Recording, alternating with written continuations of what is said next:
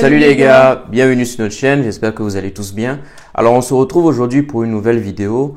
En fait, pour tout vous expliquer, à la base Virginie et moi on partait sur nos thèmes, mais vu l'actualité qui prévaut actuellement au Sénégal, on a décidé en fait d'en parler, de vous en parler aujourd'hui.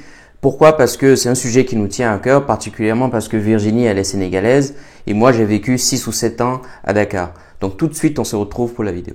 Alors, pour mieux comprendre cette situation, il va falloir qu'on explique qui est Ousmane Sonko. Alors, Ousmane Sonko, c'est ça. Il y a 2 semaines, j'ai fait une conférence de presse pour annoncer un gap de 100 milliards sur les recettes fiscales. Vous avez fait un long communiqué pour démentir. Et de dire à M. Macron, qui dit qu'il y a un sentiment anti-français, il n'y a pas un sentiment anti-français, il y a un sentiment pro-africain. Ousmane Sonko, c'est un homme politique sénégalais qui est né à Thiès et a grandi en Casamance. Il fêtera d'ailleurs ses 47 ans en juillet prochain. Alors, celui-ci a intégré l'université Gaston Berger où il sort avec une maîtrise en droit public. À la suite de ça, il intègre l'ENA où il obtient son diplôme en 2001 dans la section impôts et domaines. Il débute sa carrière alors en tant qu'inspecteur des impôts et des domaines. 3 ans après, il crée le syndicat qu'on connaît tous qui s'appelle SAID, donc S-A-I-D, dont il fut le premier secrétaire général. Alors, qu'est-ce qui se passe ? Au bout de 3 ans, celui-ci décèle quelques anomalies fiscales mais également budgétaires, qui incrimine le pouvoir en place, principalement Macky Sall et son frère Aliou Sall. Suite à cela, il est radié de l'inspection générale des impôts et des domaines par le décret 2016-1239 pour manquement au devoir de réserve. Bien avant sa radiation, celui-ci crée son parti nommé PASTEF en janvier 2014. Il rejoint l'Assemblée nationale en tant que député. Il est auteur également de 2 livres, dont un principalement où il dénonce les malversations du gouvernement et de son entourage face à la mauvaise gestion des ressources naturelles du Sénégal. Dès lors, Ousmane Sonko représente l'avenir et l'espoir du Sénégal. Celui-ci se présente aux élections présidentielles en 2019. Il arrive 3e derrière Macky Sall et Idrissa Seck avec 15% des voix. Dès ce moment, Ousmane Sonko devient la figure emblématique de l'opposition sénégalaise.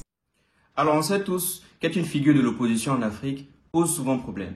Ceci étant dit, dans la nuit du 2 au 3 février, Adji Sarr, une masseuse au sein d'un salon de beauté qu'Ousmane Sonko fréquente habituellement, l'accuse de l'avoir violée à plusieurs reprises et de l'avoir menacée de mort. Ousmane Sonko réagit sur son compte Twitter en disant que c'était un complot, que ceci représente un complot et que c'est un assassinat politique en vue des élections prochaines en 2024. Lui prétend que à chaque fois qu'il visitait en fait ce salon de beauté, il y avait toujours 2 personnes présentes lors des séances de massage. Suite à la levée de l'immunité parlementaire d'Ousmane Sonko, ce dernier a été convoqué le 3 mars 2021 par un juge d'instruction. Dans un premier temps, il n'a pas voulu répondre à cette convocation. Finalement, il s'est réavisé et il a décidé de s'y rendre, comme tout citoyen sénégalais respectant la justice de son pays. Mais il a notamment décidé d'appeler à la mobilisation nationale. La justice a imposé un itinéraire à Ousmane Sonko pour se rendre à la convocation. Mais ce dernier a décidé de ne pas utiliser l'itinéraire qu'il a été imposé, mais d'utiliser un itinéraire de son choix. Pourquoi cela? Revenons un peu dans l'histoire. Maître Babacar Seye, ancien maire de Saint-Louis et député, a été assassiné en empruntant quasiment le même itinéraire qui a été imposé à Ousmane Sonko le 3 mars. Ce qui explique peut-être en partie ou pas, la raison du refus d'accepter en fait l'itinéraire qui lui a été imposé pour se rendre à la convocation du juge d'instruction. Constatant une forte mobilisation autour de son cortège, la police a décidé d'arrêter Ousmane Sonko et ses gardes du corps pour trouble à l'ordre public. Depuis le 3 mars, nous notons de violents affrontements entre les manifestants et les forces de l'ordre. Il est important également de préciser qu'il y a énormément de pillages et de vandalisme, surtout au niveau des enseignes françaises.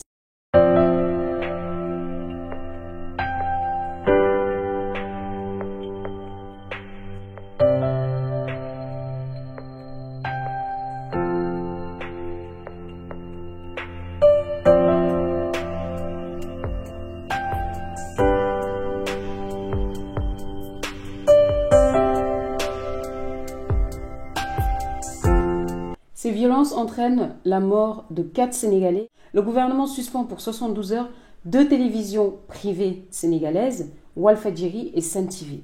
En outre, nous notons une restriction de la connexion Internet, empêchant ainsi la population sénégalaise de relayer les informations sur les différents réseaux sociaux. Ces actions sont fermement condamnées par l'Amnesty International qui dénonce l'atteinte à la liberté d'expression et au droit à l'information. Il dénonce également l'utilisation d'armes létales face aux manifestants, ce qui est normalement utilisé en cas de force majeure.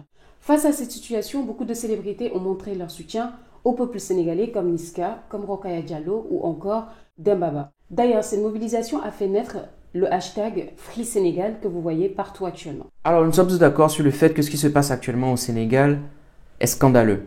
La démocratie est clairement mise à mal. Nous condamnons fermement tout acte de violence, que ce soit la répression de la police, les actes de vandalisme ou les pillages et les agressions. Nous demandons juste que le gouvernement sénégalais entende le cri de cœur poussé par la jeunesse. sama mbokk sénégalais li ma leen di wax mooy xeex bi ñu nekk di xeex du pour ñun kese pour suñuy doom yi la pour suñuy rakk pour suñuy mag pour suñuy sët ak suñuy sëtaati sët te en plus li ci gën a garaaw mooy tey suñu gagné victoire bi pour Afrique yépp lañ ko gagné kon nag nañu continuer jóg xeex pour lan pour Sénégal bu gën li ma leen di ñaan mooy leen farlu leen protéger leen seen bopp te bu leen xaati. En tout cas, on vous remercie d'avoir regardé cette vidéo. On espère que ça vous aura plu. N'hésitez pas à nous laisser un petit pouce bleu si vous avez aimé. Et laissez-nous des commentaires parce que c'est un sujet très important pour qu'on puisse savoir ce que vous en pensez. On vous embrasse fort. On vous dit à la semaine prochaine et prenez soin de vous. Ciao.